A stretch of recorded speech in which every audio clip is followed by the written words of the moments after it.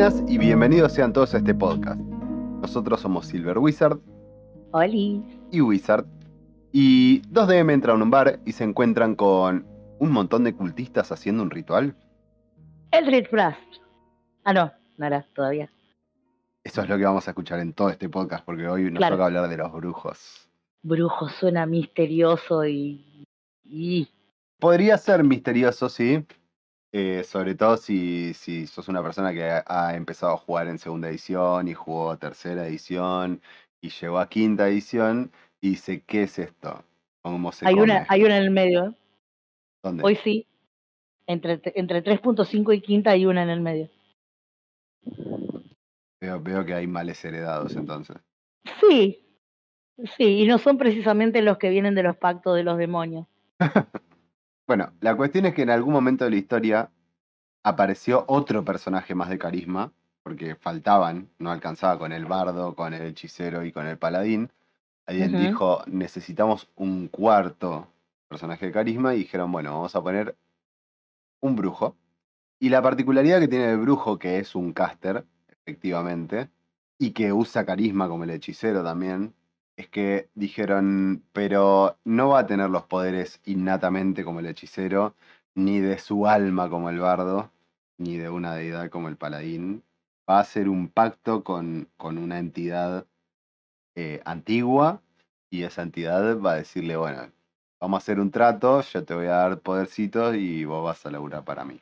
A grandes rasgos eso vendría a ser el carácter original del brujo, ¿no? Suena a un día cualquiera con cualquier cártel de drogas. Básicamente, sí. Si bien no todas las entidades que dan este tipo de poderes son netamente malignas, y se puede hacer un personaje brujo de cualquier alineamiento y funciona bien, siempre me da la impresión de que es como una especie de intermedio entre un arcano y un divino en el rol del personaje, no en la parte mágica, porque la parte del sistema de magia funciona como magia arcana justamente. Pero tiene esta cosa del diálogo con una entidad superior que le pide cosas, que él le pide cosas y que hay como un ida y vuelta ahí, que quizás es mucho más fuerte el ida y vuelta del brujo que el de un clérigo, por ejemplo. Quizás, Es más inmediato. claro, también es menos poderoso, ¿no? Obviamente, un diablo es menos poderoso que una deidad. Un archidíade o hada es mucho más débil que una deidad. Y hay poderes olvidados también y antiguos a los que los brujos pueden pedirle favores o magia, que como no son entidades que se veneren activamente, no tienen el poder que puede tener una deidad de un panteón común. Entonces tiene lógica que haya una ida y vuelta más frecuente porque están más cerca en la escala de poder. Pero aún así tiene esto del el vínculo con algo superior. Y también es, así como es más directa la comunicación del brujo con esta cosa superior, también es cierto que las entidades estas son más demandantes con los brujos que quizás las deidades en forma directa con sus clérigos, ¿no? O paladines. Sí, se me hace que es lo más cercano al imaginario que uno tiene normalmente del típico pacto con el demonio y de las brujas, la creencia de las brujas medievales, que eran sirvientes del diablo, y es como un poco esa idea. Igual es medio raro, como siento que el brujo era medio innecesario Yo en la siento com- exactamente lo mismo. como que el hechicero podía también y tenía sus propios poderes, y si quería podía potenciarlo con una entidad de la misma manera, y como que no hacía falta una clase para eso. Pero bueno. Claro, de hecho, en tercera edición, ya lo hemos hablado muchas veces, existía la clase de prestigio Guardia Negro, que básicamente era una persona que iba y voluntariamente hacía un pacto con una entidad o deidad maligna, en este caso tenía que ser maligna, obviamente, para que le dé poderes, A cambio de su servicio. a cambio de su servicio, claro. Y para deidades buenas tenía a los clérigos y a los paladines. Así que todo bien, todo en orden. Esto es como que, para mí, la necesidad del brujo surge de una cuestión mecánica, digamos, de que querían explotar otro costado de la magia, siendo que hechiceros y magos mecánicamente son muy parecidos. a pesar de que en el rol son muy distintos. Me parece que el brujo viene a llenar una especie de... No sé bien cómo expresarlo sin que sea peyorativo, pero un sistema de Igual, magia un poquito más permisivo, digamos. igual iba a ser una, una alegoría con la realidad sumamente cancelable. Otra El, vez. el brujo vendría siendo el mago que en vez de ir a la universidad pública y ser mago, agarró el camino fácil y se pagó una privada. Tal cual, tal cual, tal cual. Sí, sí, no le daba para el examen de ingreso y dijo, bueno, Claro, ya no, fue. no pasó el CBC y dijo, bueno, vamos al siglo XXI de cabeza. Es raro. Un abrazo a la gente del siglo XXI, por cierto. Sí, sí, Eh, nadie niega que sea una buena universidad y que salga buena gente de ahí, pero el CBC es el CBC. A ver, hoy cuando estaba leyendo un poco de la clase, me, como que me pareció que quisieron hacer una especie de híbrido entre mago y hechicero, tirándolo más para el lado del hechicero, pero también como que respondiendo a la necesidad de le pongo otro dado de golpe para que no sea tan moco como como los otros dos, y sigue siendo raro. Es esas clases que te ponen a pensar que las podés compensar con las que ya están básicas y que están, si no estuvieran, no pasaría nada, como el monje. bueno, yo tengo una opinión poco popular al respecto de esto, y es que para mí el brujo es el guerrero de las clases arcanas, Un poco popular. porque, porque se asocia guerrero con aburrido, aunque ya dijimos que no es así, No. pero también porque me parece que es como la puerta de entrada a las clases arcanas. Es como, bueno, quiero tener una clase arcana, pero que se juegue más fácil, entonces, bueno, tenés el brujo. Ah, ahora entiendo lo de impopular. Igual estoy de acuerdo con tu opinión al respecto. Me parece que eh, a nivel técnica de juego, a nivel hoja estrictamente hablando, las pequeñas ventajas que tiene la clase brujo sobre los otros caster, que son muy blandos cuando arrancan a jugar, te hace tener un personaje que puede tirar magia, puede conjurar, pero a la vez no es que lo van a tocar y lo van a explotar en 1000 pedazos como le pasaría a un mago de level 1. Capaz que tiene sus desventajas también a la larga porque no llega a un nivel de poder ni a poder hacer tantas cosas como un mago, pero sí es un intermedio. Sí, concuerdo con que es el guerrero de los arcanos. Y pensamos que las campañas de quinta edición están balanceadas alrededor de nivel 10 más o menos, y después de eso ya como que se empieza a ir todo al cuerno, y antes de eso es como que, bueno, estás empezando. El brujo es bastante poderoso. ¿Por qué? Porque la mecánica en general del brujo tiene dos pilares fundamentales. La primera es los cantrip, o sea, los trucos. En quinta edición, a diferencia de tercera y segunda, los trucos son ilimitados. O sea, vos podés usar un truco la cantidad de veces que vos quieras, entre descanso y descanso. Y el brujo se construyó alrededor de eso.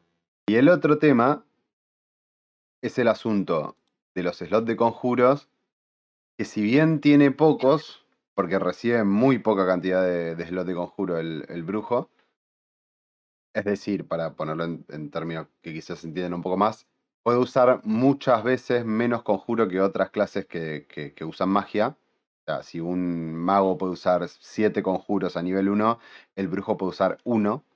La ventaja del brujo es que esos slots de conjuros se renuevan en un descanso corto. O sea que hace una paradita para descansar y tomar aliento y puede usar su magia otra vez. Eso sería una ventaja. La otra ventaja es que no tiene slot por nivel de conjuro, sino que tiene slot de conjuros a secas. O sea que si conoce, eh, si usa un slot de conjuro para tirar un conjuro de nivel 1, pero puede usar conjuros de nivel 5, lo tira como si fuese un conjuro de nivel 5.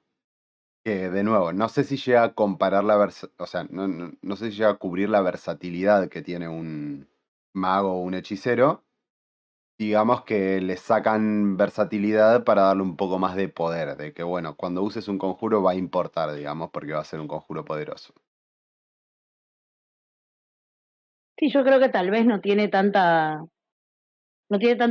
cantidad, no tiene tanta variedad, pero a niveles bajos debe ser sumamente poderoso el brujo en comparación con cualquier otro caster. Bueno, el tema es, por un lado eso, por otro lado, que los cantrips son la fuente de alimento del brujo y de otros caster también. Pero además los brujos tienen esto que son las invocaciones que van aprendiendo y por eso lo comparaba con el guerrero, porque el guerrero de tercera edición por lo menos jugaba mucho con las dotes y de alguna manera las invocaciones son como dotes metamágicas que eran en tercera edición. Eh, Son distintas habilidades que va eligiendo el brujo que van modificando un poco su estilo de juego. Eh, Hay muchas de ellas que van orientadas a justamente los trucos o los cantrips. El más destacable, porque es exclusivo del brujo, es la descarga sobrenatural. El Lich Básicamente, Blast. el Eldritch Blast, exactamente. Que lo que hace es que tira como si fuese un pulso de energía que hace daño, claramente. Y puede, a través de las invocaciones, darle otras propiedades, como por ejemplo que sume su bonificador de carisma al daño, lo cual hace que sea realmente un daño considerable incluso para un cantrip. Eh, y después también tiene otras cosas como la capacidad de ganar ciertos conjuros con un uso gratuito por día, como qué sé yo, ver en la oscuridad, algunas protecciones, resistencias, etcétera. Y entre ellos también está la posibilidad de atacar dos veces, como si fuese el ataque extra de un bárbaro, por ejemplo, guerrero, nivel 5.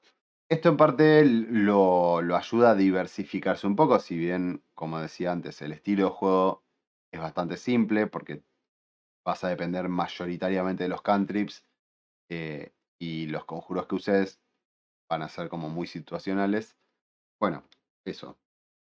Te ayuda a darle un poquito más de maniobrabilidad, digamos, a lo que podés o no hacer con tu brujo. El tema del brujo es que los arquetipos o las ramificaciones que tiene la clase van a venir de qué tipo de pacto haya hecho. No quisiera ponerme demasiado en detalle con cada uno de los pactos, porque me parece que no hacen tanto a la diferencia. Si bien, a ver, hay algunas cosas que sí cambian el estilo de juego. Por ejemplo, el pacto de la cadena puede tener un familiar, que es algo de magos, digamos. Y a través de ese pacto el brujo puede acceder a un familiar. Está el pacto de la espada también, que lo deja invocar un arma de pacto justamente, que es un arma mágica, que puede canalizar un montón de habilidades a través de esa espada. Em, y está el pacto del tomo, que le da un tomo de las sombras, le otorga un objeto que le proporciona tres trucos adicionales em, de cualquier disciplina, lo cual está muy bien, porque de nuevo no tiene slot de conjuro, entonces cualquier cosa que sea gratuita de conjurar es buenísima. Pero me parece que se mantienen más o menos en la misma línea. Después han salido suplementos con otros tipos de arquetipos, sobre todo el más popular de todos los brujos. Vamos a hablar un poco más adelante de eso. Pero bueno, de movida a nivel bajo es potente justamente por eso, porque es un personaje que tiene un recurso infinito, o sea, puede atacar la cantidad de veces que quiera a distancia. Tiene acceso a ciertos conjuros que pueden ser o de utilidad o de daño según prefiera, pero tiene pocas opciones, eh, o, o poca cantidad, mejor dicho. Y no deja de ser un personaje de carisma que puede ser muy útil a la hora de rolear ciertas situaciones. Con respecto a lo que es el rol del personaje, hay hay algunos lineamientos que se siguen. Habíamos hablado un poco de que pueda hacer un pacto con una archiada o un diablo, un demonio. o con criaturas antiguas. El manual pone a disposición del pacto archidemonios también, perdón, Genios. claro, genios. Yo particularmente con esta política de no bajes una deidad, mientras más cerca de esa cosa de ser una deidad, más lejos la quiero yo del brujo, digamos. Es una apreciación Yo, personal. yo quiero hacer un pacto con Cthulhu. Claro, eso es problemático. O sea, si es una partida Pone mía, es como Nyarlathotep, entonces. poco. O sea, en una partida mía son no, no podés. No. No, sabes que no. Eh, Se terminaron las plazas. sí, justo no te va a atender el Claro, 0800, te quedaste sin saldo. te quedaste sin saldo. Tengo una duda, rolera. Mm, ¿No es un poco condicionante el hecho de que el personaje siempre esté teniendo este ida y vuelta con esa entidad necesario? Porque la base de la clase está justamente en hacer un pacto. ¿No te da la sensación de restrictivo, de alguna manera? mm, Hablando de rol, digamos. sí, yo en principio lo que creo es que no necesariamente tiene que ser restrictivo, no necesariamente tu deidad tiene que tener el mandato de que cumplas todos sus caprichos, digamos, ni nada por el estilo. Puede, puede ser que te pida que tomes cierta actitud frente a alguna situación en algún momento, o que vayas a buscar algún ítem en particular. O sea, se puede usar como disparador de trama sin que sea algo invasivo para el rol del personaje, salvo casos de ideas muy malignas, por ejemplo, que sí, que se quieran meter en la vida, pero bueno, de nuevo, ¿por qué te harías ese tipo de pacto? Eh, Sí, hay de todo en la viña sí, del señor. creo que esas cosas terminan siendo indefectiblemente complicadas para la party también. Por eso yo me mantendría lo más lejos posible de eso. Pero después, fuera de esos ejemplos, me parece que es algo que es manejable. Que no sé si todo el tiempo obligatoriamente vas a tener que tener algún tipo de respuesta o de ida y vuelta necesario con tu patrón. A ver, yo Eh, lo pregunto principalmente porque, a ver, en lo personal no tengo experiencia dirigiendo brujos ni jugándolos tampoco, pero el pacto, uno de los pactos con la espada y demás, se me hace de alguna manera muy parecido a algo que solía pasar o que era relativamente común en ediciones anteriores, que era la típica de vas y encontrás un arma en un lugar o un objeto en un lugar y ese objeto eh, tiene conciencia, tiene una entidad, tiene algo. Y si bien en 3.5 era como agarraste un objeto maldito, quedó pegado a vos, es más o menos el ejemplo que se da en Vox Máquina con el Barbarian cuando agarra la espada. Y lo que me pasó a mí con estas experiencias de la gente agarrando objetos que terminan teniendo diálogos o hablando o manifestándose como seres con conciencia, es que empieza a generar cierta dependencia del jugador a pedir instrucciones o tener más contacto o buscar tener más rol para resolver las situaciones con un poco de ayuda. Y en la gran mayoría, no digo que en todos, pero en la gran mayoría de los casos me ha pasado que se vuelve una dependencia ese rol. A eso me refería con restrictivo. Si no te sí, da la sensación de que puede llegar a pasar eso, de que el player empiece a depender de interactuar mucho con la entidad con la que hizo el pacto y tener un poco menos de libertad, por una cuestión autogenerada en realidad, pero en ese sentido. sí, yo creo que es un buen ejemplo el que pones. Para mí, un brujo no debería hacer eso. O sea, sigo pensando lo mismo. El brujo necesita tener cierta autonomía porque no es, o sea, no sigue un código de conducta estricto ni nada por el estilo. También depende mucho de en qué contexto hizo su pacto, con quién lo hizo y por qué. O sea, cuál era el objetivo de generar esa situación. Puede que haya sido algo concreto, qué sé yo, una situación de vida o muerte y que el personaje decida recurrir a un poder superior para zafar de la situación. Puede que haya sido una cuestión de adoración, pero no es una deidad, entonces, bueno, no te va a dar favores, pero bueno, ponele que accedió a hacer un pacto y que darte poderes de alguna manera. O puede ser que simplemente sea un ser que tiene ganas de tener cierta influencia en el mundo y que le sirve darte poderes y tenerte ahí por si en algún momento necesita algo.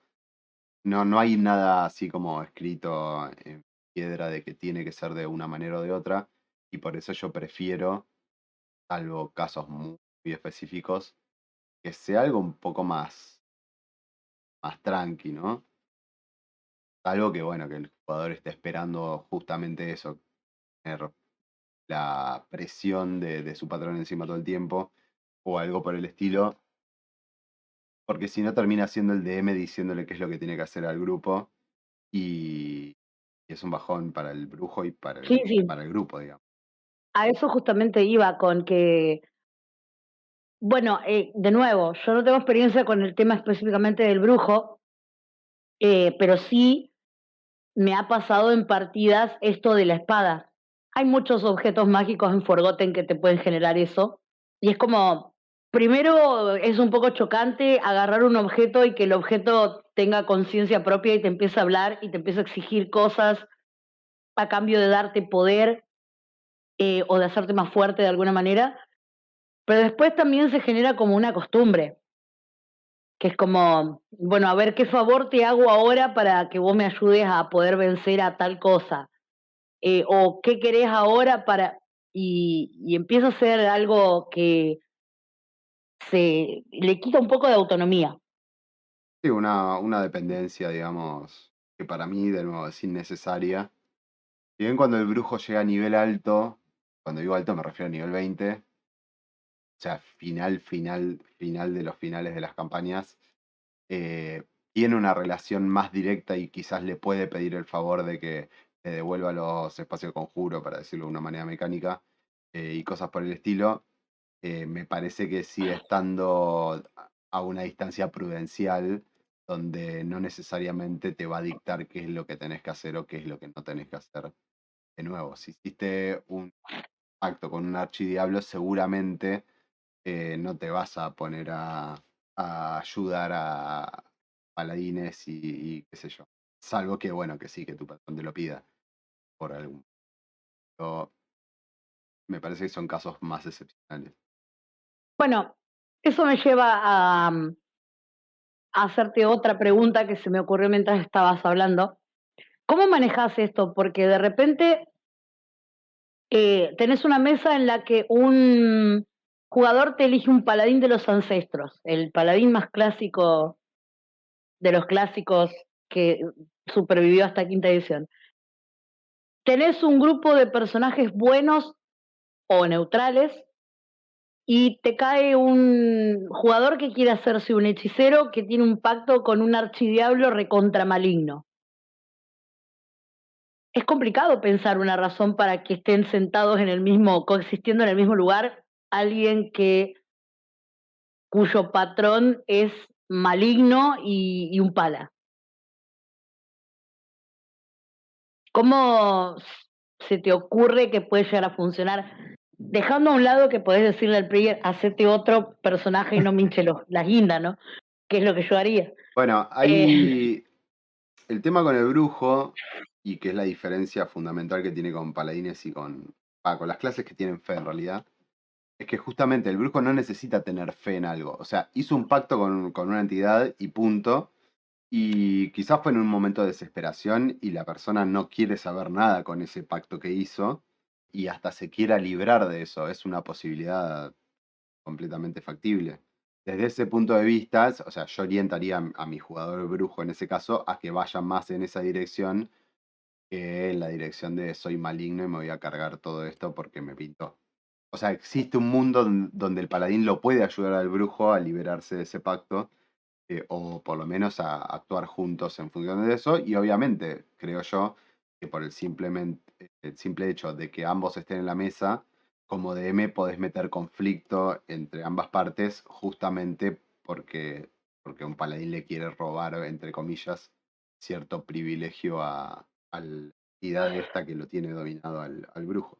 Hay muchas maneras de darle vuelta porque es muy laxo el asunto del pacto, no hay nada establecido. Entonces lo puedes hacer funcionar siempre y cuando obviamente que el brujo en sí mismo no sea de alineamiento mágico. Claro. Si no, ahí el castigo le va al medio de la frente y listo, Claro, asunto claro. solucionado. Eh, Primera partida, primera tirada. ¿Qué hace el pala? Castigar el mal a la frente. sí, tal cual. Pero bueno, creo que eso es algo que tiene de bueno también el brujo, que no tiene mucho con este ejemplo, pero me parece que lo acerca un poco al tema del guerrero, de que depende mucho de la historia que le armes, cómo hace el rol del personaje. Puede que sea un cultista fanático de, vamos a decir, Cthulhu, y que tenga su séquito de gente para la cual es un líder o algo por el estilo y que de repente salga de aventuras, porque también lo que tiene el brujo es eso, como tiene o sea, el pacto que hizo tiene una función, necesita usar, o sea, tiene una razón para usar ese poder que adquirió, digamos, no es como el hechicero que le vino de arriba o el mago que Claro. podría haberlo hecho por amor al estudio, digamos. Entonces como que eso lo empuja a salir de aventuras. Entonces se le puede encontrar un montón de vueltas para hacerlo funcionar en cualquier grupo, creería. Y es cuestión de ingeniárselas un poco y de hablar, obviamente, como siempre decimos, con el DM y con los players para ver qué es lo que mejor se acomoda a la mesa que se está manejando, digamos. Ujú. Sí, y yo creo también que, y acá tocando de oído, como, como decimos nosotros, creo que es una clase que por ahí, como DM, te exige plantear determinadas cuestiones con el jugador por esto de la dependencia, de decir, bueno, si te vas a hacer un brujo, búscale vos la vuelta y no estés esperando todo el tiempo tener ese contacto con la entidad. Claro, También para hacerlo más productivo, para que no sea algo que te haya quedado en el back y que nunca más se vuelva a ver, pero que no sea algo que vos llevas al rol constantemente. Porque me parece que es una de las clases que genera esto de yo tengo este conflicto, lo tengo continuamente y traerlo a colación continuamente a lo largo de la aventura, porque está ahí, puede llegar a ser un poco cansino, a ser un poco repetitiva la mesa. Pero sí, a ver, creo que es viable sentarlo con casi cualquier cosa y creo que también está en manos del DM que cuando tenga un brujo ayude al jugador o se pongan de acuerdo en buscar la entidad o la cosa con la que hacen el pacto, que quede un intermedio, que no te quede algo completamente olvidado solamente de una vez en el back, pero que tampoco tengas algo que te esté susurrando al oído continuamente durante la campaña porque puede ser súper molesto, que es la razón por la que muchos jugadores a lo largo de la historia dejaron de tocar los objetos mágicos que encontraban por ahí, porque era la típica de agarro la espada, me posee y después no me saco más de encima el tipito con la voz en mi cabeza pidiéndome sangre. bueno, también creo que existe el caso contrario a ese, y es de la gente que juega un tipo de uno de estos tipos de personajes esperando esa comunión constante y el protagonismo que te brinda esto de ser el elegido de alguien. Y ahí ya va a depender de qué campaña quieras tener vos como DM, quizás eso en tu campaña es útil, te sirve, y qué sé yo, y en ese caso me parece que lo importante va a ser que puedas balancear el protagonismo que le estás dando a ese personaje en particular con respecto a los demás de la mesa. Y si no, también está la opción de manejar las expectativas, digamos, de avisarle, o sea, si uno ve que tiene uno de esos tipos de personajes, decirle, mirá, capaz si vos estás esperando que pase esto y esto y esto, yo tengo pensado esto otro, entonces capaz que lo alivianamos un poco para que no sea tan avasallante para el resto de los jugadores. O para que no entorpezca la trama o lo que sea. Pero creo que es importante en este caso, en el caso de los paladines y clérigos, quizás no es tan no está tan presente así de una manera tan directa, pero igual creo que es importante esto de juzgar cuáles son las expectativas del jugador para saber qué es lo que le podés dar y qué no, y hablarlo previamente para que no se lleve una decepción al respecto, ¿no? Sí, eventualmente creo que en algún otro momento, dentro de otra temática, vamos a volver a tocar el tema de las expectativas del jugador y dónde están, pero hay que fijarse mucho en el back del jugador, porque normalmente cuando te entregan un back con espacios abiertos o cosas inconclusas, te están dando la expectativa que tienen sobre lo que van a querer ver en algún momento de la campaña, porque por algo lo ponen. Eh, entonces por ahí, al momento de que te dicen, me quiero hacer un brujo, eh, por tal o cual razón, y te entregan el back, creo que es el momento de sentarte, leerlo bien, fijarte cómo lo vas a poder manejar, ponerlo en la misma línea de la idea que vos tenés de la campaña, y muchas veces te puede pasar eh, que sacás algo nuevo para la campaña a partir del back de un jugador. Porque también, más allá de las pálidas, digamos, que planteé con el tema de la dependencia y todo lo demás, convengamos que es una clase que también da muchas posibilidades de juego, desde investigar qué cosa es esa entidad que a lo mejor no conoces, hasta encontrarte con otro brujo, con otro pacto distinto y generar rol con eso. Eh, Me parece que por ahí sí hay que manejar lo que está esperando el jugador porque no es un solo PJ, es un PJ con algo más. Entonces me parece que por ahí mirar bien el back y tratar de inferir o tratar de preguntar, de hecho, de qué es lo que está esperando con ese rol que quiere tener. Ni hablar, sobre esto que vos decís, para profundizar un poquito más en eso, si el personaje, si el jugador te está poniendo en la historia del personaje que tiene un diálogo súper fluido con su patrón o que habla a diario o cosas por el estilo, y de repente empiezas la partida y nunca más tiene vínculo con eso porque a vos te molesta como DM, porque no te sirve o lo que sea, o porque te olvidaste, las expectativas se te van a caer al subsuelo, digamos. Sí, es que ahí estás teniendo, o sea, en vez de tener un brujo, estás teniendo un hechicero desmemoriado que no se puede acordar más de 2 conjuros en el nivel, Claro. o un guerrero venido a menos que cada tanto estornude y le sale un country, ¿viste? No, Sí, sí, tal se cual. te configura el personaje. Pero no es o sea, tanto para los jugadores como para los demás, no es necesario que exista un vínculo recontra estricto. Puede ser que eso, que el tema del patrón y todo eso genere un arco en particular dentro de la campaña, como si fuese una especie de cadena de quests secundarias o cosas por el estilo, y que no sea lo central de todo el tiempo, pero igual aún así le dedicas su momento. O podés incluirlo en la historia principal y darle de esa manera su porción de protagonismo al brujo en cuestión. Me parece que sea como sea, es algo que hay que observarlo y ver para dónde va la cuestión y de dónde le conviene a uno que vaya como DM, ¿no? Igual es el mismo, a ver, es básicamente el mismo consejo que podemos dar para todo, o es el mismo planteo que podemos hacer para todo, porque en realidad es parte del trabajo del DM mirar los bugs, recibir los bugs de los jugadores y tratar de inferir la expectativa que tienen cuando te están escribiendo una historia. Las historias que uno puede recibir de los jugadores son tan variotípicas como la historia que puede escribir cualquier persona de cualquier cosa cuando se pone a producir algo, y no siempre es que te van a escribir, mi personaje espera llegar a tal lugar para encontrar tal cosa. Muchas veces te lo van poniendo a partir de los hechos que te cuentan de lo que pasaron antes del momento de la partida. Y uno tiene que saber ver si de repente no te dicen, tengo una relación refluida con mi patrón, pero vos ves que en cada momento que el personaje atravesó algo difícil, siempre conversó con el patrón, es porque va a estar esperando que cuando llegue algún momento difícil en la partida vuelva a ocurrir lo mismo, Sí. que es lo que le venía ocurriendo durante toda su vida. Hay que rebuscarlo, hay que mirarlo bien. Y de hecho no, me parece que no está dentro de las reglas de lo no permitido del DM es olvidarte de algo. Olvidarte de algo que tienen los players es malo. Sí, es súper decepcionante, te desengancha y terminás jugando un personaje que no es el que vos querías jugar, básicamente. Te hiere, te hiere. Así sea un detalle mínimo que no influye en nada, te hiere que el DM se olvide de algo.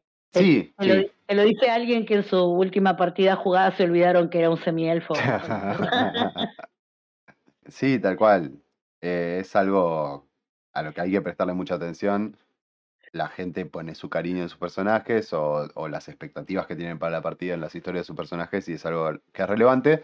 Me parece que en el caso de Brujo yo haría un poco más de hincapié o hago un poco más de hincapié que con las demás clases porque el manual deja como muy en la cara esto de que podés ser un brujo de Asmodeo, podés ser un brujo de Claro. Cthulhu, podés hablar todos los días por teléfono con estos tipos y no da, digamos. O sea, Asmodeo hace un trato con Tiamat para que le cuide la entrada al segundo nivel del Averno y vos también para que te dé poderes. O sea, ¿qué onda, amigo? No, no, se te cae un poquito la coherencia por la escalera. Sí, también suena como muy overpower el tema de hago un pacto con para que me dé poderes. Seamos coherentes, no te va a dar Asmodeo el mismo poder que le dio a Tiamat, porque vos no sos Tiamat o no sos alguien. En definitiva, quizás la expectativa de tu personaje sea algún día hacer las cosas tan bien que esa entidad que te dé poder te dé más poder y te vuelva realmente superior, pero es como la entidad tiene una razón por la que te está otorgando poder y a lo mejor si es un hada o una reina fairy o algo por el estilo es porque tiene ganas de hincharle las guindas a todo el resto del mundo y cuando se aburra de vos, capaz se terminó el pacto y Claro. eh, pero además el tema este, a los jugadores les digo y a los DM también que estén en esta situación, si a vos te viene un player que te dice mi brujo hizo un pacto con Belial o con, no sé, Cthulhu, ponele, Sargon, qué sé yo. Te está poniendo a vos como DM en la situación de, si lo aprobás, de que en tu mundo Belial haga un pacto con un brujo cualquiera para darle poderes, digamos. O sea, el player te está bajando una deidad, básicamente, está sí, bien. sí, Eh, no es una deidad, pero bueno, se entiende. Está relativizando mucho los escalafones para justificar una clase que se puede justificar con un archidiablo, si querés, con un diablito claro, cualquiera que pasaba por ahí y le dijo, bueno, dale, sí, yo te ayudo a salvar a tu capitán, pero a cambio de eso me tenés que servir, ponele. Y se terminó, y eso es un brujo. eso afirma lo que decías al principio sobre medir qué clase de entidad permitís que haga un pacto, porque no tiene ningún sentido que un demonio mayor, capitán general del inframundo, haga un pacto con un personaje level 1. Claro, tal cual. Salvo que ese personaje level 1 tenga una vuelta muy rebuscada de algo por lo que le podría llegar a interesar. Bueno, eh, el punto es que te tenés que. A ver, mi concepción del asunto es esta. Si vos tenés un personaje que es digno de que Belia, Asmodeo, Cthulhu, quien sea, le dé poderes, o sea, se fije en él y decida hacer un trato con esa criatura porque supone que puede obtener algo a cambio equivalente o mayor, porque en general te van a cagar. Y sí, quiere decir que los demás personajes también tienen que tener algo equivalente, o sea, tienen que ser igual de importantes, porque si no, básicamente le estás dando un montón de peso en la trama a un solo personaje y los demás qué. claro, Me parece que es algo a balancear, es responsabilidad del DM, obviamente, hacer eso y decirle al player ese, no, amigo, no te puedo dar esto, busquemos otra manera. o buscarle la vuelta épica. A ver, si vas a ser el Anakin Skywalker de Belial y tenés un pala en la misma mesa, hace que el paladín también sea algo importante para la deidad por la cual lo haya elegido y porque si no se va a sentir menor. Y en sí no son muy diferentes, o sea, sí son muy diferentes en mecánica, pero en concepto uno es un elegido de una deidad y el otro está ahí, la entidad acepta hacer un pacto porque tiene algo. Entonces, si vas a apuntar para arriba y le vas a permitir a un jugador eh, una entidad muy superior a la hora de hacer el pacto cuando están arrancando nivel 1, vas a tener que tirar para arriba todo lo demás también. Sí, ni hablar. Y vas a correr mucho el riesgo de que haya un montón de clases que se te terminen quedando abajo. Es Porque que sí, vos al clérigo le podés dar la chance de decir, mira, si vos estudiaste en una iglesia, pero tu deidad vio en algo en vos, sos literalmente las manos de tu deidad en el mundo, al pala lo haces un super elegido Ah, y los por pones, qué te harías eso? Por qué claro, dirigirías esa mesa, digamos? y ahí los pones al mismo nivel que al brujo, pero ¿qué cornos haces con el guerrero, el pícaro, el bárbaro y todos los que no tienen, nadie los elige? Como vas a tener que empezar a rellenar huecos con, sí, vos sos el elegido para salvar tal cosa aunque no tengas poderes, vos sos el líder de tu tribu. Y básicamente a nivel 6-7 te vas a dar cuenta de que estás jugando Marvel. O Sí, sea, sí, básicamente sí. todos son elegidos, todos son especiales, todos están pum para arriba porque tuviste que nivelar para arriba. En realidad, menos es más, sobre todo cuando arrancas la partida en nivel 1, y lo demás se va construyendo, y en mayor medida lo van construyendo los mismos jugadores. Porque a lo mejor hay un pala que no tiene ganas de ser el destacado de su dios, y porque no lo vas a ver rolear en la mesa, Ah, y pero además el brujo sí. que se lo gane, o sea, sos un pala nivel uno. Arrancá tranqui, después te lo ganás de última. Vos podés arrancar siendo, bueno, esto es también parte del mismo consejo, vos podés arrancar haciendo un pacto con una entidad menor que dependa de Asmodeo y que el brujo tenga la ambición de en algún momento llegar a ser digno de que Asmodeo le dé sus favores, ponele. Eso puede existir, digamos. No hay motivo para que no suceda. Pero dárselo así de buenas a primeras, primero que nada, me parece que es matar la historia del personaje, porque más arriba que eso no va a ir. Y es ponerle un peso demasiado grande de la trama encima, que hay gente que lo va a saber manejar y se va a comer la trama, y hay gente que no lo va a saber manejar y te va a destruir la lógica del setting. Pero bueno, nada, qué sé yo. Depende mucho de la dinámica de la mesa, de los niveles en los que se empiecen, etcétera, etcétera. En definitiva, para pseudo redondear lo del brujo. Es un caster que no es medio caster, pero parece medio caster por la cantidad de slot de conjuro que tiene esto de las invocaciones como para ir retocando qué es lo que hace y lo que no hace el brujo. Y en general lo que se termina haciendo es potenciar la descarga sobrenatural o el Eldritch Blast para que haga más daño, sea más funcional de distintas maneras. Y bueno, básicamente la función que cumple en el grupo suele ser la misma que un hechicero, digamos, de bola de fuego, digamos, alguien que hace daño y que quizás tenga aquí y allá algún conjuro que pueda llegar a usar en el momento adecuado para dar alguna ventaja al grupo. Como vos bien decías, son mucho más durables que los hechiceros y que los magos, tienen más vida, tienen la posibilidad de usar armaduras livianas. Y bueno, después a nivel alto, a partir de conjuros de nivel 6 y eso, tienen la posibilidad de acceder a ciertos, o sea, acceder a ciertos conjuros, no. Tener un conjuro de nivel 6, después de nivel 7, después de nivel 8 y después de nivel 9, como uso gratuito, entre comillas, o sea, que no cuente para sus slots de conjuros totales, como para darle un poquito más De de, sabor. de sabor, de balance, ponele, para que no se sienta tan atrás en comparación con lo que empiezan a ganar magos, hechiceros y clérigos también en esos niveles. Pero bueno, para mí lo fuerte del brujo está de eso, del nivel 10 para abajo, es una máquina de, De de- tirar el Drill Brass. y sí, sí, sí, de matar muñeco con eso, porque bueno, porque es gratis. Y pegajuete. Pega juguete, pero se puede transformar un poco repetitivo también, porque ya sabes qué es lo que vas a Y hacer sí. en cada uno de tus turnos, porque es lo mejor que puedes hacer también.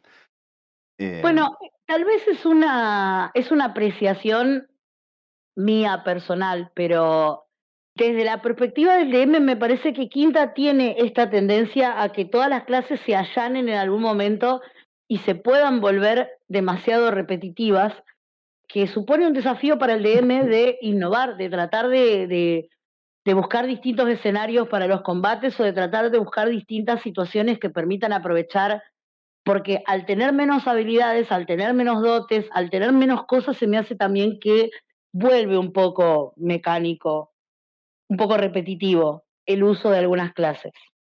sí, por eso lo comparaba, vuelvo otra vez, con el guerrero, porque el guerrero tiene esto de que vos en tus turnos ya sabes lo que vas a hacer, te vas a acercar y le vas a pegar a alguien. Ah, Quizás tengas alguna maniobra de batalla que vayas a usar para modificar algo de tu estrategia, pero básicamente es me voy a acercar y voy a usar una maniobra de batalla, o sea, entre paréntesis le voy a pegar y va a generar esta otra cosa. Y el brujo tiene eso, o sea, le vas a tirar un Eldritch Blast y después capaz que lo atraes hacia vos o lo empujás. Y si no sabes qué hacer, haces eso y capaz en algún momento de la batalla decís, voy a usar este conjuro, que no es Eldritch Blast, porque quiero generar este efecto y te gastaste uno de tus dos slots de conjuro, ponele. Eh, pero no es como cuando jugás un mago o un hechicero que tenés que saber cuáles son los conjuros que tenés, o en el caso del mago que tenés preparados, o un clérigo lo mismo. No necesitas tener toda esa preparación encima, ni ponerte muy cuidadoso con cuáles son los conjuros que vas a memorizar para el día de hoy y todo eso, sino que podés entrar al combate diciendo, bueno, yo voy a tirar Eldritch Blast a todo hasta que vea una oportunidad para usar este conjuro y listo. Desde ese punto de vista me parece mucho más simple y más amigable también para la persona que está entrando al mundo de usar un conjurador. Y esto también de que, bueno, que recupera los conjuros en un descanso corto y no en uno largo. Y no hay un límite de descansos cortos que puedas hacer entre descanso largo y descanso largo. Entonces te permite de alguna manera hacer esto de que, bueno, en cada encuentro voy a usar todos mis slots de conjuro y no me tengo que preocupar de que si después había otro porque hacemos un descanso y listo. Es lo que suele pasar en quinta edición en general. Me gustaría hablar de un arquetipo de brujo que se suma en el suplemento de la guía de Sanatar para todos, que es el brujo Hexblade. Es el brujo más usado, creería yo, el más conocido y el más fruta también. De hecho, con todas las personas que he hablado hasta ahora, opinamos en general lo mismo, que es por qué jugarías un brujo que no sea Hexblade. Y la particularidad que tiene este brujo es que los poderes los obtiene de un arma que viene del Shadowfell, o sea, de lo que sería el plano de las sombras de quinta edición, digamos. Y se dice que viene como de una tradición de la reina Cuervo de forjar ese tipo de armas y qué sé yo. Pero bueno, básicamente le dan poderes al brujo y tiene como una relación así como más particular con con el arma. A niveles mecánicos tiene muchas cosas parecidas al pala si se quiere. Y para mí, creo que lo he dicho en el podcast que hicimos de paladines, no me acuerdo si fue en ese o en otro. Bueno, la cuestión es que para mí el brujo es el guardia negro, lo que tendría que haber sido el guardia negro de quinta edición. Por esto que hablaba antes de que voluntariamente hace un pacto con una entidad para que le dé poderes. Y tiene algunas cosas que son bastante parecidas al paladín, más notablemente tiene acceso a los conjuros de castigo, como el Branding Smite, el Vanishing Smite, etcétera, etcétera. Está bastante orientado a la movilidad en el combate y el combate en sí mismo. Claramente tiene pacto con un arma, así que va a melee en general. Y esto hace que pueda usar armaduras medianas y escudos también. La particularidad que tiene este brujo, aparte de lo que ya dijimos, es que tiene la maldición del Hexblade, que es que marcas a un enemigo y sumas tu bono de competencia a las tiradas de ataque, te aumenta un poco la amenaza de crítico, en vez de ser 20 en el dado es 19 a 20, y que si muere te curás una parte de la vida. Después a nivel más alto podés hacer que si matás a un enemigo podés pasar la marca a otro, como pasa con la marca del cazador Un del, paladín. del pala del coso. Bueno, nada, se basa en eso, es un tipo que va a melee, o que puede ir a melee, mejor dicho, que tiene este pacto con ese arma que encontró o que fue encontrado por el arma o lo que sea.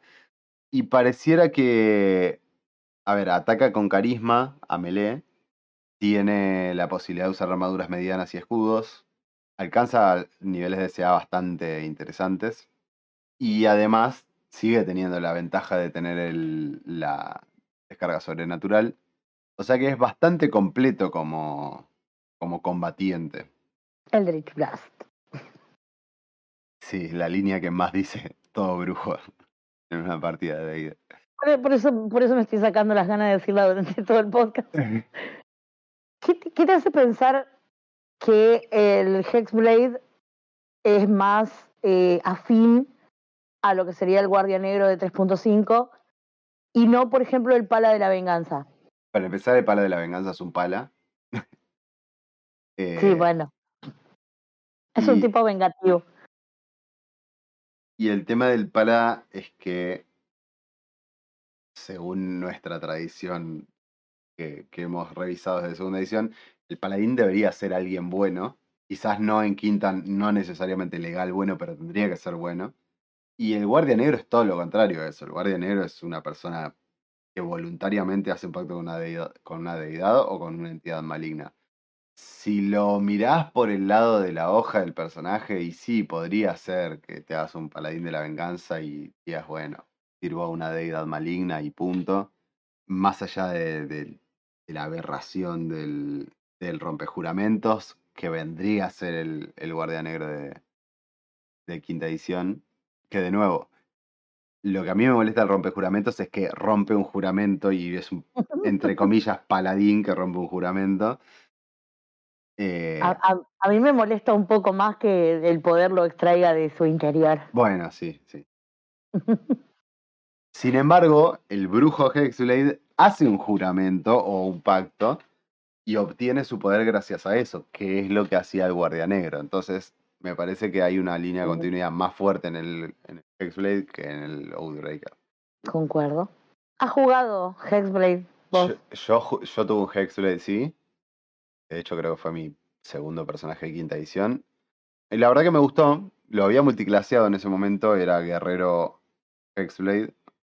Que era una partida que empezamos nivel alto, era un spin-off de otra campaña. Nunca había jugado brujo a ese momento. Y de nuevo me recomendaron, si te vas a hacer un brujo, hacete un Hexblade. Me gustó.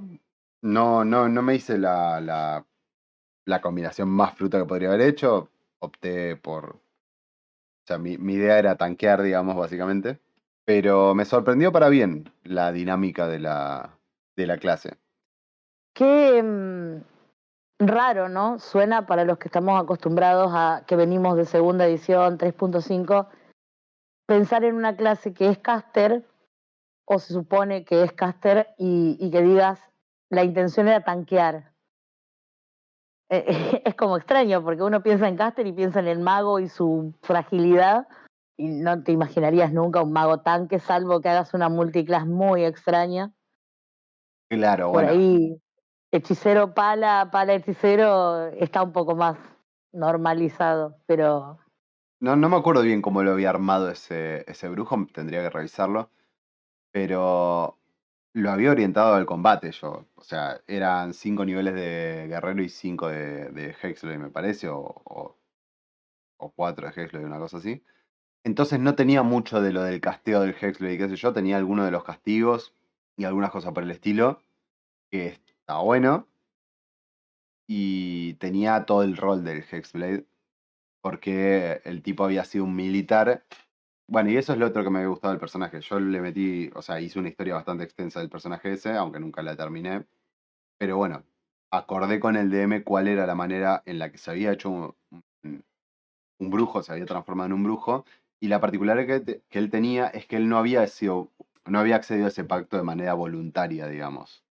Él había entrado en una especie de programa del imperio en el que estaba, porque él era un soldado de ese imperio, y le dieron la orden de que se meta en ese programa porque estaban tratando de mejorar a guerreros mediante una entidad muy antigua que habían, entre comillas, apresado. Y bueno, es bastante extenso, pero el emperador de ese coso era como una deidad, entonces podía haber hecho eso, digamos. Y bueno, a partir de someterse a ese programa y por la particularidad de que no había sido algo voluntario de ninguna de las dos partes, había salido muy mal ese programa y la mayoría se habían muerto y este en particular no se había muerto, como que había resistido los efectos adversos, entonces podía usar los poderes, pero todos los días tenía que hacerle frente a las consecuencias de como esa disonancia. Entonces de alguna manera es como que tenía una maldición encima ese personaje, o un peso muy fuerte con el que cargaba. ujú.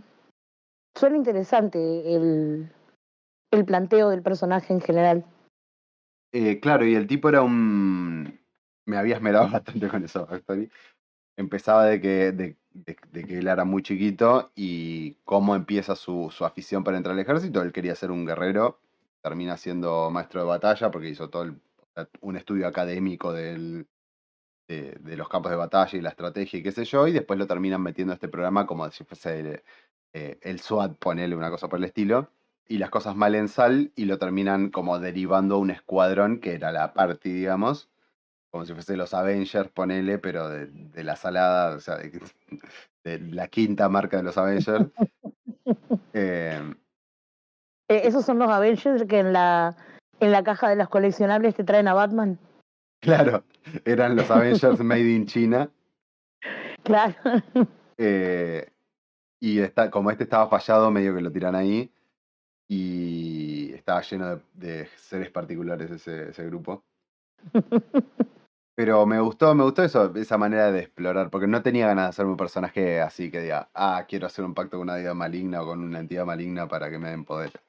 Sino que era todo lo contrario, el tipo hacía lo que tenía que hacer o lo que le decían que tenía que hacer y cumplía con su deber y parte de su deber era soportar esa carga que tenía para llevar a cabo su cometido y cuentan las malas lenguas del DM que eventualmente lo logró y que se convirtió en portador o algo por el estilo de esa entidad que le habíamos puesto el amanecer.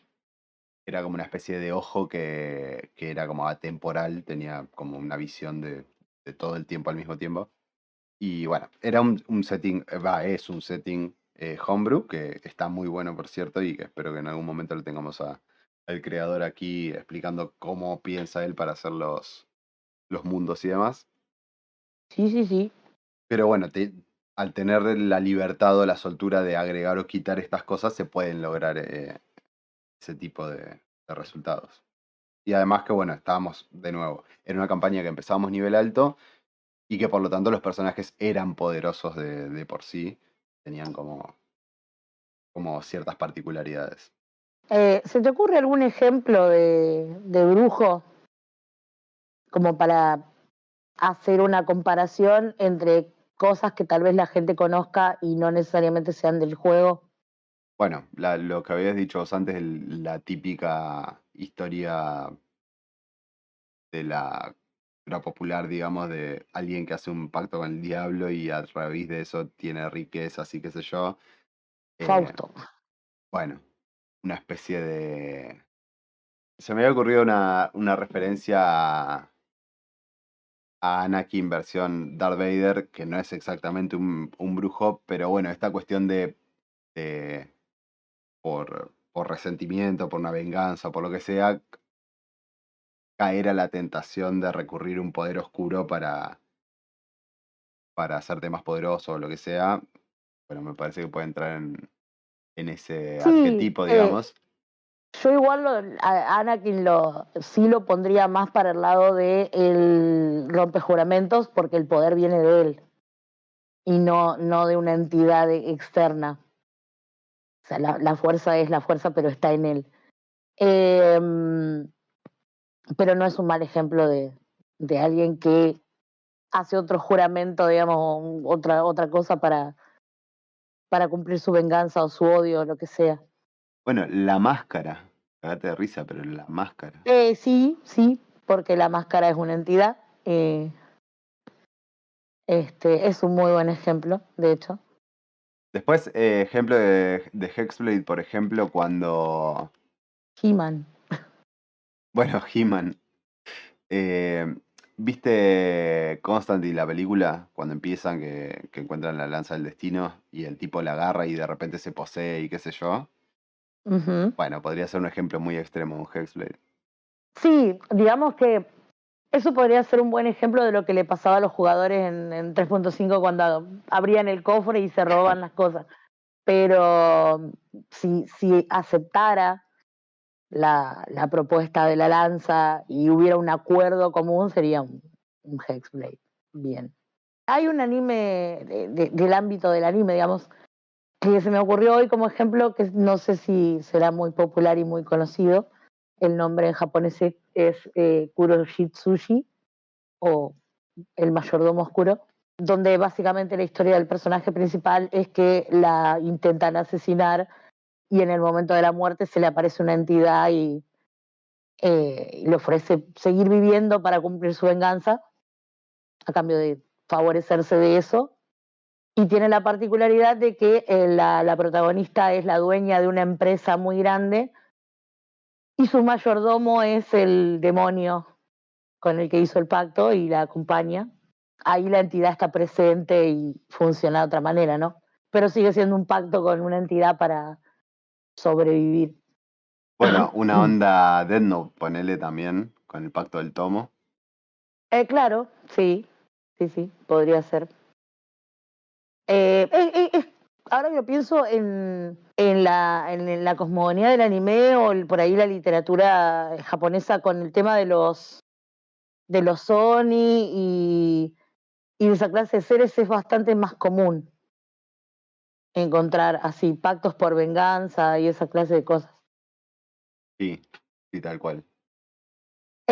¿Algún consejo para alguien que quiera jugar un brujo, vos que lo has jugado?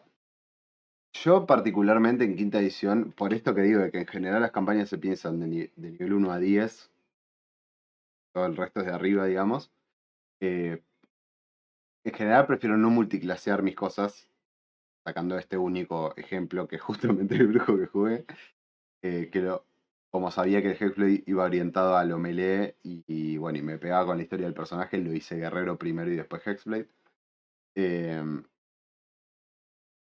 yo particularmente para experimentar mejor lo que es la clase no multiclasearía, trataría de evitar los, los patrones muy incisivos o demasiado presentes, por esto de que condicionan mucho el rol del personaje, la dinámica de la mesa e incluso al DM. O sea, mantendría las expectativas a un nivel más normal, digamos.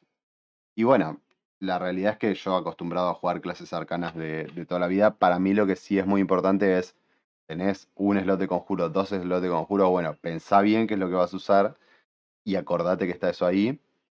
Y el resto del tiempo, bueno, Eldritch Blast para todos lados. Y eso básicamente. Hay un tipo de brujo que me queda por jugar, que tengo ganas de en algún momento jugarlo, que es el del pacto con Celestial, que cura, básicamente, porque en quinta edición todo cura. Y bueno, me da curiosidad cómo sería jugar un sanador Mm, de... mm, mm. Mirá que entro en rage como en el podcast del Bárbaro. No, no, no, está bien, está bien.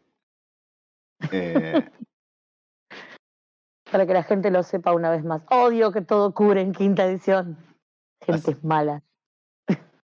así que bueno, nada. En principio eso. Después con respecto al rol del personaje en sí, es un personaje de carisma, así que puede ser bastante extrovertido. Usen las habilidades de carisma para fomentar toda situación de rol, para resolver las cosas roleando también. Y de nuevo, no es necesario que un brujo sea sumamente vocal a la hora de hablar de su patrón. No necesariamente tiene que ocultarlo si no es Asmodeo, básicamente. Pero bueno, también traten de ser creativos con esto. Si tienen un paladín, puede ser que su brujo no necesariamente quiera mantener ese pacto o esté atrapado en ese pacto de alguna manera y lo quiera resolver. Hay vueltas para darle a eso. De nuevo, es una clase que, como dije al principio, me parece que no es que era necesaria, sino que explota una parte mecánica que no se había visto hasta el momento. Pero eso no quita, a mi gusto, que sea una clase que se pueda disfrutar, que tiene su rol valioso y que tiene su lugar en la party también. Sí, sí, creo que a nivel funcionalidad es una clase muy funcional en un party y como no tiene un rol estricto o algo que la encuadre estrictamente dentro de un alineamiento o de algo que la haga dura, puede llegar a mezclarse bien con todos los otros, a ser muy útil respecto de lo otro. Yo sigo pensando que es innecesaria, pero no estoy diciendo con esto que me parezca una mala clase. No es un monje. Eh, no hay nada como eso. Eh, pero bueno, existe, está al servicio del que la quiera jugar Sí me parece una clase que puede jugar tranquilamente una persona que nunca jugó rol. Tal vez tiene un poco el concepto duro de la arcana que entender por ser caster, pero no me parece tampoco que sea algo imposible de... O sea, no tiene un manual de 400 páginas de conjuro como por ahí tenía el mago en 3.5, así que sí, yo dejaría que la juegue alguien que nunca jugó si le da una buena vuelta de tuerca al tema del pacto. Sí, eso, y por otro lado, habiendo dicho todo lo que dije durante todo el podcast de que no es necesario que sea muy intervencionista el patrón del brujo, sí es cierto que si hay un personaje muy novato que nunca tuvo contacto con los juegos de rol y quiere empezar haciéndose algo caster y quiere empezar haciéndose un brujo, el DM lo puede ir guiando un poco con el patrón para enseñarle qué es la urdiembre o cómo funciona y todos esos detalles que hacen a la vida de un caster normal siempre. El brujo no necesariamente tiene que saberlo, porque el brujo puede ser un campesino que un día hizo un pacto y de repente tiene poderes que no sabe cómo usarlos o no necesariamente sabe cómo usarlos. Y ahí es donde el DM tiene la libertad de entrar un poquito y meter mano ahí para enseñarle al jugador cómo se juega un caster, básicamente. De nuevo, no digo que sea algo que sea necesario, son un par de páginas las que hay que leer nada más para enterarse de eso, pero bueno, o escuchar el podcast de Hechiceros y Magos. Pero bueno, es una posibilidad también, que está ahí, que puede ser útil para guiar a alguien. Ujú. Yo creo que no tengo mucho más para agregar con respecto a esta clase. Eldritch Blast. Sí, el factor sorpresa siempre está del lado de los brujos. No, yo no puedo decir mucho más de la clase porque como dije antes, no la he jugado y tampoco la he dirigido. Eh, Así que acá, de nuevo, con los casters arcanos y los conjuradores en general, el sabio es wizard, así que yo toco de oído. Pero bueno, Bien, entonces paso a la parte final, que es recordarles que tienen la comunidad de Discord para sumarse y charlar con nosotros de todas las cosas que hemos hablado aquí o en otros podcasts, o de las que vamos a hablar futuramente. Pueden dejarnos su comentario, dejando su opinión sobre el brujo y si les parece que no le hemos hecho justicia en algo de lo que hemos dicho, o quizás su forma de manejar a los brujos como jugadores o como DMs. Todo es bienvenido. También recuerden que pueden apoyarnos en Patreon, que tenemos la app Cafecito por si nos quieren invitar un trago, que también siempre es bienvenido. Y que no se pierdan el próximo episodio porque va a ser el último de esta serie y va a ser dedicado a los druidas. y vayan pensando, porque nos gustaría recibir sugerencias sobre hacia dónde seguir. Hay un montón de cosas por hacer, así que material tenemos, pero también nos gustaría saber un poco qué les gustaría a ustedes que empecemos a analizar después, entre alineamientos, bueno, escenarios de campaña, etcétera, etcétera, etcétera. Así que dejen el comentario en el video de YouTube o vayan a la comunidad de Discord. También en la comunidad de Discord se están armando mesas de rol, están empezando a funcionar mesas de rol de diferentes DMs, algunos que estuvieron en 3DMs de invitados, otros gente que ha entrado al Discord. Así que si andan con ganas de jugar una mesa y a lo mejor no consiguen por dónde, pueden ir a nuestro Discord y ahí hay gente dando vueltas. Y espero que cada vez seamos más. Si no están suscritos, suscríbanse. Si les gustó el video, denle like porque nos ayuda bastante. Y es gratis además, como el de Delete Blast. Se te contagió finalmente. Sí. He logrado mi cometido. Puedo volver a mi planeta. Y bueno, sin más para decirles, los esperamos la próxima y vuelvan pronto. Bye.